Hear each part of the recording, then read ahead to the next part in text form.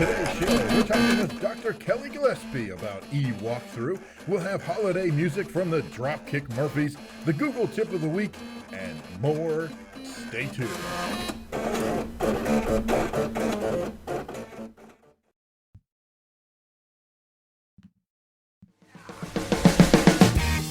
EduTech Guys Radio, radio.edutechguys.com. The opinions expressed on the site and this program are those of participants and not intended to and do not necessarily reflect the opinions of any specific educational entity, sponsor, company, state, or government agency. Hello and welcome to EduTech Guys Radio, brought to you by Southwest Arkansas Education Cooperative and Hope Public Schools, both located in glorious, gorgeous, amazing downtown Hope, Arkansas. I'm David Henderson. Hey, and I'm Jeff Madlock. That's Henderson, not Anderson. That's Madlock. I don't even know my name. Madlock. Not Henderson. Madlock. There you go. Welcome to the show. Thank you guys so much for listening. The intro music, by the way, was called Floppy Music Jingle Bells. I want to thank the good doc for finding that for me. Actually, he spent the last 72 hours putting together floppy disks to make that song for us. No, I'm kidding. Yeah. It was he actually found it. We found it. He found it online, and it was great. And so we used it as our pre-roll music for David to tell you what's happening on the show today. You guys, speaking of music, you guys are in for a whale of a treat today. The good doc knows we were looking for some music. So, Doc, I know you're out there listening because I see you on radio. I see you listening. I see you listening. So, yeah, we've got a special one for you. You're gonna love the lyrics and the whole thing. It's just a great song. It's a great Christmas tune. I do want to warn our regular listeners that the song does have it's fine. It's not really, I mean, it's not bad. It's not bad. It's a little bluish. It's just brazen. It's the Dropkick Murphys. We're talking about some Irish back bay Bostonites who are here to drop kick your Murphy. So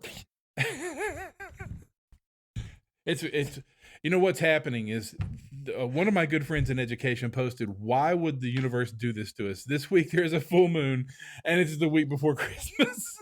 So kids, you think this is like the craziest time of the year, a full moon and the week before Christmas vacation? I mean, there are kids, whittling knives out of pencils. I mean, they're ready to get out there and do some craziness. It's anyway, hey, check us out on the web, www.edutechguys.com. Drop down to the bottom of the page and find our contact form and let us know what you think of us. Don't base it on this show. Also, you can catch us on twitter.com/edutechguys. Also, facebook.com/edutechguys. The Twitter hashtag ETGchat. Catch all of our goodness. Heck, just go to Google, type in EduTech Guys, and you will find us. We'll be there. That's what they say. We'll be there. Anyway. So what else is going on, David? I have no freaking idea. Okay. Just a real quick sort of, I don't know if it's an update or anyway. Yesterday, the Department of Ed computer science guru, Anthony Owen, put on a couple of webinars yesterday. He actually did them live and recorded them, and I assume they'll be available at some point. But it was really cool. In the morning he talked about the new K-8 computer science standards that Arkansas has rolled out, and kind of what that looks like and what it means. And they actually brought in a teacher, I think from Springdale, if I remember right, and she talked all about how they incorporate those standards in the learning that teachers are already doing. I mean, in the student learning that the teachers are already providing is what I'm trying to say. So things like big, bad, scary word algorithm, and it scares a bunch of teachers away. But really, when it's all said and done, most teachers are already doing that. What steps does it take to get from the classroom to the cafeteria? Or heck, for that matter, what are my classroom procedures? Classroom procedures, depending on what they are, can be classified as an algorithm. So it was a really cool way for the state to start promoting and really talking about what the standards mean. And then in the afternoon, they talked about the high school standards, which of course are a little more robust, and they get into some more deeper things. We're talking about text-based coding and the different requirements and how the different credits apply to student graduation, that kind of stuff. So, but it was very, very cool. You can get there, by the way, Arkansas Ed, and you spell all that out, arkansased.org. And then the easiest way to get there is to click on the C in the alphabet there that runs across the page, jump down to computer science, and then that will take you to that landing page. And there's all kinds of good info there. And as always, very entertaining and a lot of good information coming from our good friend Anthony Owen at the State Department. Thanks, David. Yeah. And you can always check out our Twitter account and also follow Anthony Owen on Twitter. You can find him also through our account. He likes to retweet a lot that we put out, and we thank him for that, for sponsoring us on that level. Hey, you're listening to EduTech, guys. It's going to be a great show today. Going to hit a little commercial, and we'll be right back with some more ETG.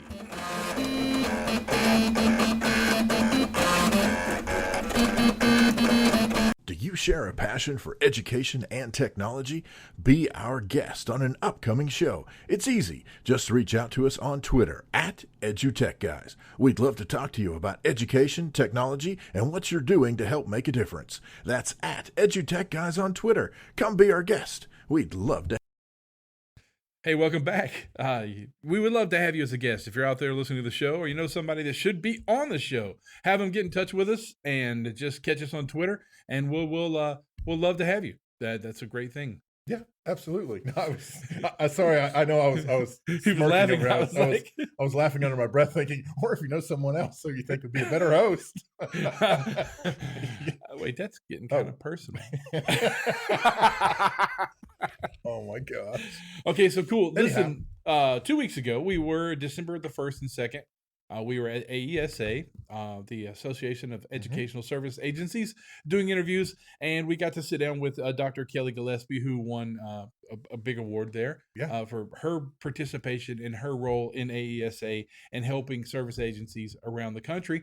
And this is just a prime. You will hear from this interview why she got this award, because her team at her service agency came up with eWalkthrough, which is wonderful. We're just going to let her tell you about it, and we'll be right back. Take a good listen to Dr. Kelly Gillespie. Kelly Gillespie. I'm Executive Director of Southwest Plains Regional Service Center in Sublette, Kansas, located in the far southwest corner out by Dodge City. Been with the Service Center for 17 years, and the power of our organization is my team. Awesome. Yeah.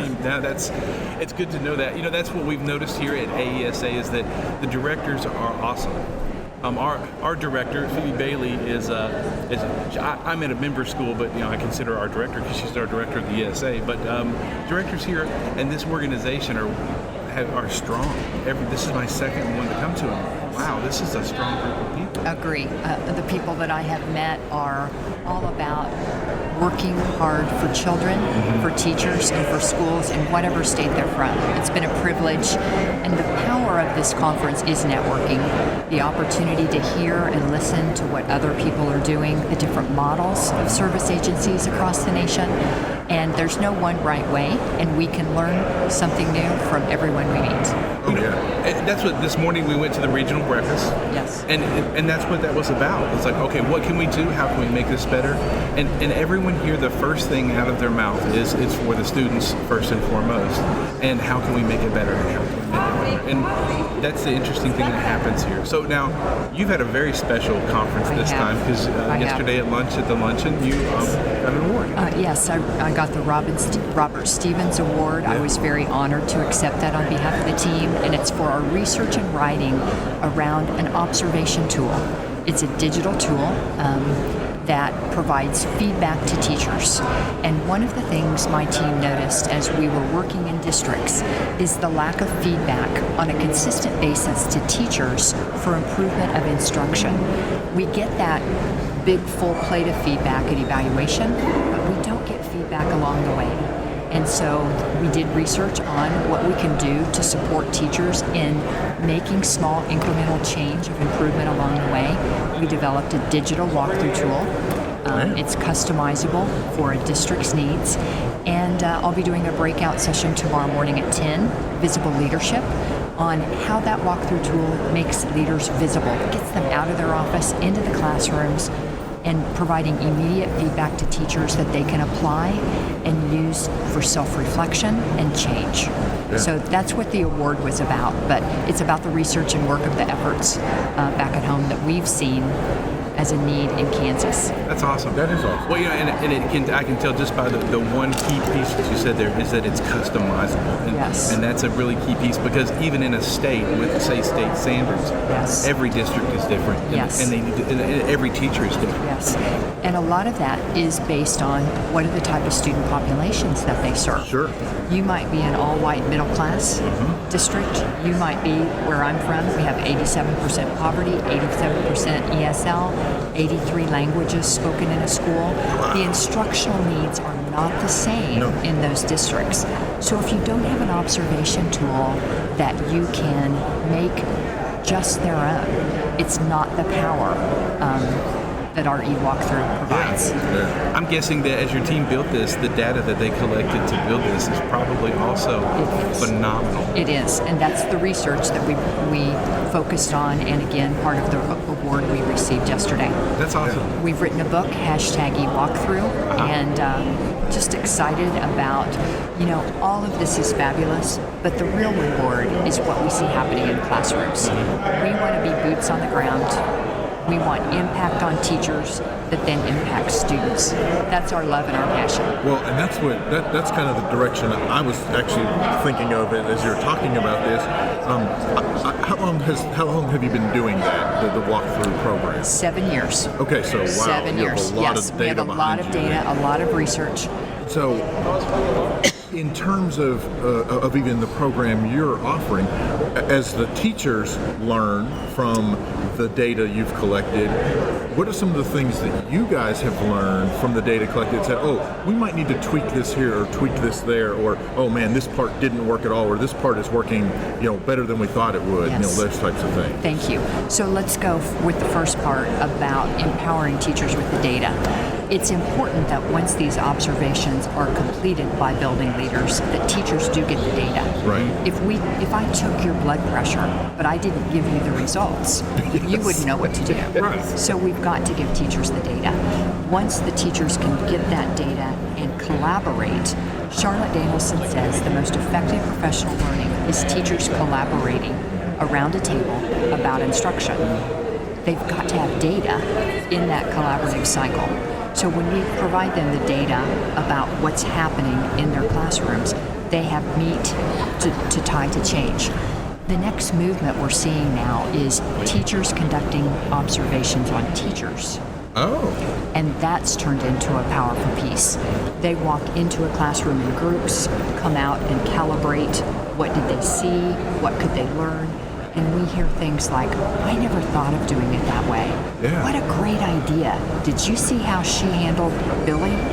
And so we know that modeling, if we look at Marzano's research, is a powerful tool. So teachers now are beginning to conduct observations on teachers, which then takes another notch up the power. Wow. Yes. So the observation tool, when it returns this data to the teachers immediately, does it give it to them in manageable bites? And then when they get into that manageable bite, it's like a menu, like, oh, I have the hamburger. Then when you sit down, you go, oh, it's got oregano in it. Yes. So they've got that manageable piece. They can get a quick snapshot of it and then break it out. So our tool, as soon as a building leader is completed a walkthrough, they hit submit. It filters into the data storage archive, and the teacher immediately gets a PDF of that walkthrough result, along with a probing question for reflection. So the teacher gets immediate results of the walkthrough. Then we've set up a filtering system within the eWalkthrough that we can filter at the teacher level, the PLC level, the building level, the district level, third grade teachers across the district, junior high teachers across the district, any way that we can actually get to the root cause and filter down to the smallest level. So then that data can be given in those different chunks to consider. We also have a time filter. So if we bring in professional learning on October 17th, and we can look at the data prior to that, and how did that aspect look, then we provide the professional learning, and in 6 months we can look at that data for comparison. So we have a time filter within the software. So we can actually prove to boards of education that our professional learning dollars are working. Yes. Then, really fabulous, we've said in education for numbers of years to differentiate learning for students. Now we can differentiate learning for teachers. Yes. So we can look at data across the district and we can see how we're doing on rigor and relevance, Daggett's framework. Maybe we're not doing so well, but when we filter that out to the buildings, we may find 6 buildings are doing it well, but 1 needs additional support. So we can differentiate our professional learning based on wow is right. Yeah, I mean, seriously, that's you're targeting or potentially targeting in the a professional positive way. development exactly based on this data that you're able to collect. Yes. And let me say, I guess I should lead in with a question. So you're doing that at a particular district level, right? Yes. Are you also able to do that on a more grander scale, such that over your entire service area you see, oh, we have half a dozen of these struggling in this particular area, even though we've got 20 that are doing great, we still have these 5 or 6 that, these as a group need this to help move along. That is correct. We can look at all of the schools within the system to identify professional learning needs. The state of Kansas actually used the tool to work with our Kansas Learning Network schools over the last 5 years. That's the 99 lowest performing schools in Kansas. So they designed an observation tool for their work. So the Kansas State Department of Education could actually look at data trends across those 33 schools and determine what support they needed to offer to use those federal dollars to maximize impact on student learning. That is awesome. For your team, so what was how long did it take your team to develop this? In year 1, we piloted it with 2 schools. The next year, we just took off. But because it's customizable, schools have the option. If they they design a tool, we go into a school and facilitate the design phase. Every tool looks different. Then at the end of that year, if they said, wow, we didn't get the data we wanted out of that particular factor on the tool face, we can adjust that. We don't want them to live with something that's not working. One small component matters. So let's make that change so our data is reliable and valid. Haven't mentioned inter-rater reliability.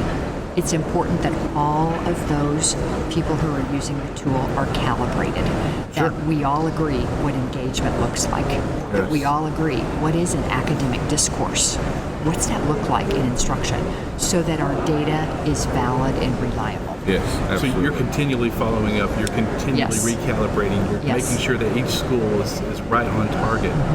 Because there's new principals every year. There's changes in the tool. There's changes in the student population. Everything. So it's important that it's a continual process.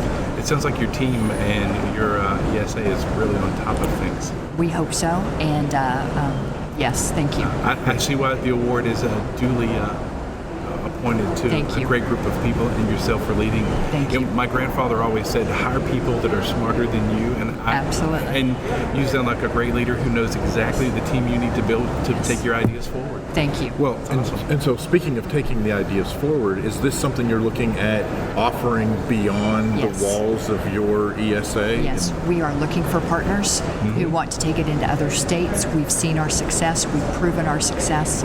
So now we would like to partner with other ESAs across the nation in order to get the same impact and spread the opportunities that this provides. That is phenomenal. That really is very cool. Well, we don't want to take too much of your time. This is a busy conference, and you've got a lot of news to share. Yes. Thank you for allowing me the opportunity.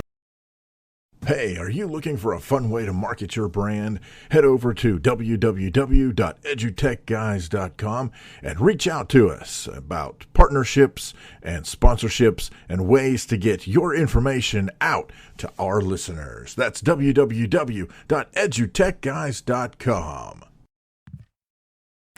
Thank you very much to Dr. Kelly Gillespie for taking some time out of her schedule and visiting with us at AESA. And now we are heading into music from the Dropkick Murphys. The season's upon us.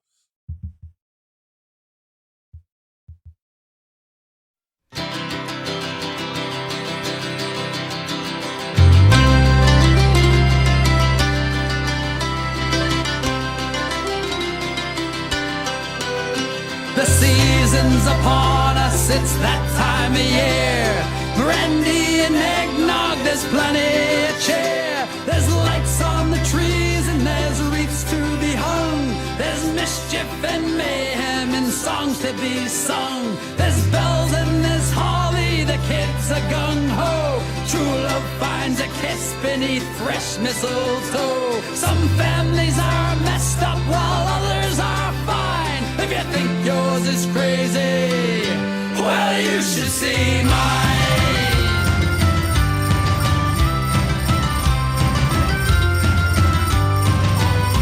My sisters are whack jobs, I wish I had none. Their husbands are losers and so are their sons. My nephew's a horrible, wise little twit. He once gave me a nice gift wrap box full of he likes to pelt carolers with icy snowballs. I'd like to take them out back and deck more than the halls. With family like this, I would have to confess I'd be better off lonely, distraught and depressed. The season's upon us, it's that time of year. Brandy and eggnog, there's plenty of cheer. There's lights on the trees and there's wreaths to be hung. There's mischief and mayhem and songs to be sung. They call this Christmas where I'm from.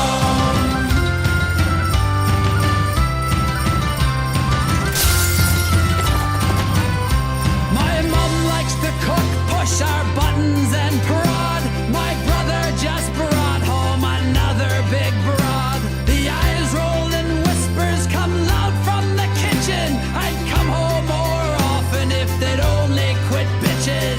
Dad, on the other hand's a selfish old sod. Drinks whiskey alone with my miserable dog, who won't run off fetch Harry, couldn't care less. He defiled my teddy bear and left me the mess. The season's upon us, it's that time of year. Brandy and eggnog, there's plenty of cheer. There's lights on the trees and there's wreaths to be hung.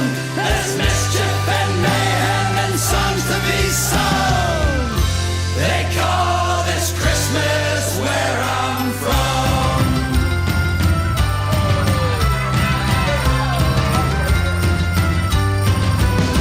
The table set, we raise a toast. The Father, Son, and the Holy Ghost. I'm so glad this day only comes once a year. You can keep your opinions, your presents, your Happy New Year. They call this Christmas where I'm from. They call this Christmas where I'm from.